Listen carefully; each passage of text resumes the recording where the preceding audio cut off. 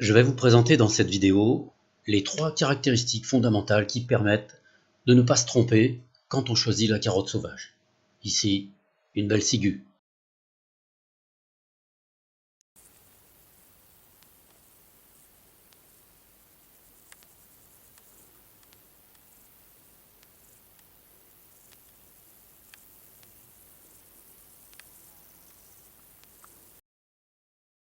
Bonjour à toutes et à tous, c'est Philippe Guillouard de Trek Eco Survie Aventure. Je suis dans le Cantal aujourd'hui, nous sommes en plein mois de juillet, ça fait 3 semaines qu'il fait vraiment très beau. En face de l'intérêt que vous avez porté à la vidéo que j'ai faite sur la carotte sauvage, cette plante de survie, j'ai souhaité vous apporter un complément d'information pour vous permettre, sans vous tromper, de faire la distinction entre la carotte sauvage et la ciguë. Je sais que pour certains, ça reste encore un petit peu difficile à faire. Donc j'ai choisi 3 critères très simples que tout le monde peut voir avec grande facilité. Je vais vous les présenter dans cette vidéo et je crois qu'à la fin de celle-ci, vous serez pratiquement tous capables de faire la distinction entre la carotte sauvage et la ciguë sans vous tromper. Allez, suivez-moi. Voilà un endroit où il y a quelques carottes sauvages. On va aller sur une que j'ai repérée qui est un tout petit peu plus grande là. Et on va faire un tout petit peu le point. On va pas recommencer ce qu'on a fait dans la vidéo, mais un petit peu le point, voilà. Une carotte sauvage. Alors les fleurs sont développées ici, celle-ci est en formation. Et vous voyez qu'elle a tendance à monter relativement haut. Celle-ci fait bien 80 cm de hauteur. Alors la première chose importante à noter pour être certain qu'il s'agit d'une carotte, c'est d'abord, comme je vous l'avais montré, c'est de prendre la carotte et de sentir si elle sent la carotte. Ça, c'est vraiment sa signature. Vous prenez à la limite un petit morceau d'une feuille et vous la froissez. Si ça sent rien, vous ne vous intéressez pas à cette plante, ça ne veut pas dire qu'elle n'est pas bien, mais ça veut dire que c'est peut-être pas une carotte, donc il vaut mieux pas s'en occuper. Et dès que vous commencez à sentir qu'elle sent bon la carotte, vous avez toutes les chances déjà que ce soit une carotte. Venez plus proche de la plante et je vais vous montrer des petits détails qui sont importants à vérifier sur la plante pour être certain qu'il s'agit bien d'une carotte sauvage. Une jolie carotte. Ce qui fait qu'elle est bien verte, c'est parce qu'elle est ici enracinée dans une terre qui a de la profondeur.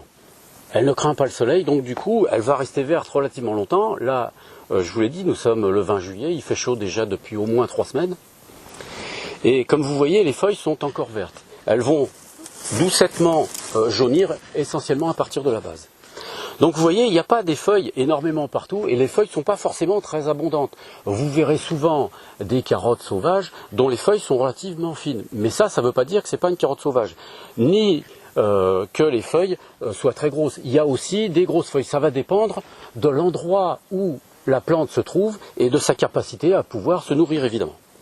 Approchez-vous d'un peu plus près, je vais vous montrer une chose qui est particulière sur la carotte et qu'on ne retrouve absolument pas sur la ciguë. C'est le fait que la tige, ainsi que toutes les ramifications qui démarrent de la tige, sont toutes recouvertes de petits poils, mais de petits poils qui se voient très bien, des petits poils qui sont à peu près droits. Ils ne sont pas comme des crochets, ils sont tout droits. Et il y en a une multitude, absolument partout, pratiquement jusqu'au niveau des ombelles, c'est-à-dire de l'ensemble des fleurs qui sont en haut des tiges. Venez, je vais vous montrer sur une autre carotte quelques détails particuliers pour lesquels il faut avoir un petit peu l'habitude évidemment. La carotte sauvage est une plante qui est merveilleuse et qui a la capacité un petit peu de s'adapter. On s'attend la plupart du temps à ce que les fleurs soient comme celle-ci, avec au centre une petite fleurette mauve. Mais ce n'est pas le cas. Ce n'est pas le cas tout le temps. Donc ici, vous voyez, par exemple, l'ombelle ne contient pas de fleurette mauve. Les ombelles de celle-ci, vous voyez, sont en formation et elles n'en ont pas non plus. Par contre, elles ont cette espèce de coloration rosée, ici, au centre des fleurs. Voyez-vous? Et ce qui est particulier, c'est que sur le même pied, vous avez les premières ombelles qui, ici, ne sont absolument pas rosées. Et vous voyez, elles sont en forme de boules ici, de demi-boules. En vieillissant, la fleur remonte comme ça, et ensuite elle se recourbe vers le haut quand elle fait les graines. Par contre, celle-ci, vous voyez, peut-être que vous n'en apercevez pas, mais il y a la formation de la petite fleurette mauve. C'est pour vous dire que sur ce pied, nous avons aussi bien des ombelles qui ne possèdent pas de fleurette mauve, qui ont cette couleur rosée, des ombelles qui possèdent la petite fleurette mauve au centre, et des ombelles qui sont absolument blanches, qui n'ont rien du tout. Regardez la ramure, on va appeler ça comme ça, la ramure de cette plante sauvage, cette carotte, elle est assez conséquente. Si vous venez vous approcher, vous allez observer de près tous les petits poils qui démarrent du bas de la tige jusqu'en haut des fleurs. On va espacer un petit peu, ça va vous permettre de bien observer la plante. Et vous voyez que dès le bas, la plante possède des petits poils et est de couleur jaune-verte.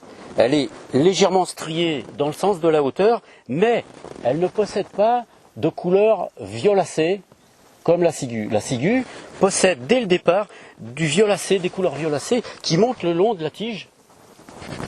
Et ça, vous voyez, il n'y en a pas dans la carotte. Tout comme ici, nous avons plein de petits poils partout. Sur la ciguë, il n'y en a pas du tout. C'est tout lisse.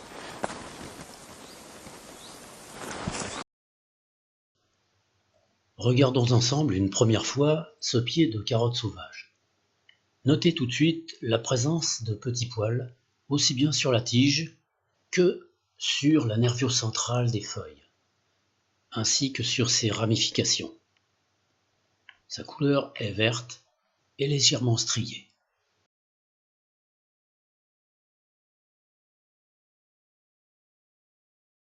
Les fleurs de la carotte sauvage sont en général blanches, avec une petite fleurette mauve au centre, mais ça n'est pas systématique.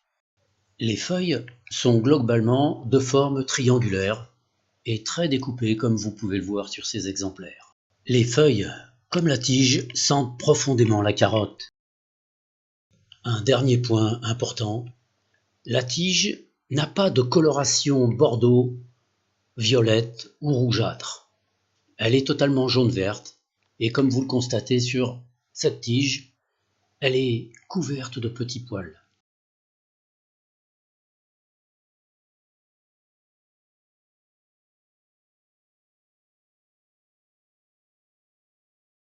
Dans une future vidéo, je vous présenterai plus en détail la ciguë, car elle possède de nombreuses propriétés, même si c'est une plante toxique, voire mortelle. J'espère que cette vidéo vous aidera à mieux faire la différence entre la carotte sauvage et la ciguë. N'oubliez pas une chose, si vous n'êtes pas sûr, laissez la plante. Il y en a suffisamment d'autres pour pouvoir faire des choix. Allez, je vous dis à toutes et à tous, à bientôt dans une prochaine vidéo. Moi, je vais aller plus loin.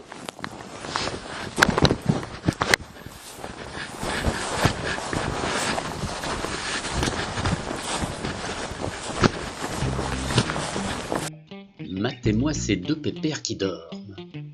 Dans la ciguë ou dans la carotte ?